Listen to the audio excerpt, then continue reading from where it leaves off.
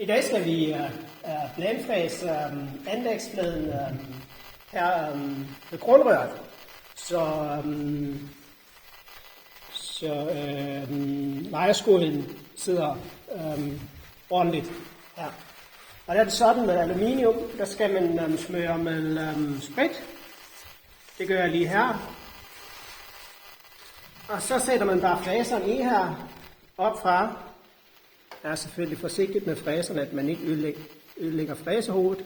Og så er det vigtigt, at man har sådan et mellemstykke her, som centrerer sig på svældet, eller på grundrøret her indeni. Og så kommer fræseren her på. Og så kommer det nederste stykke, hvor man har sådan en fjeder her. Så man trykker her på, og så skal man have lidt fjederspænding på her, så fræseren trykker nedad. Og så er det meget vigtigt, ligesom også vi har haft med kranken, at man kun drejer fræsehovedet i den retning, hvor den tager fat, og ikke omvendt, ellers ødelægger den igen. Så prøver jeg bare at dreje. Så kan jeg mærke, at der mangler lidt forspænding i den. Så trykker jeg lidt herop. Eller man kan bare dreje. Så. Og så fræser jeg igen. Nu kan jeg mærke, at jeg tager den ordentligt fedt. Det var næsten lidt for meget. Løsner lidt. Så drejer jeg. Og kan mærke, at den tager ordentligt fat her alle steder.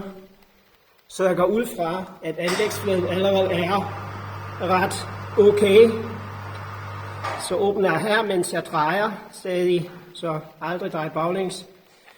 Og ser lige, hvordan den ser ud.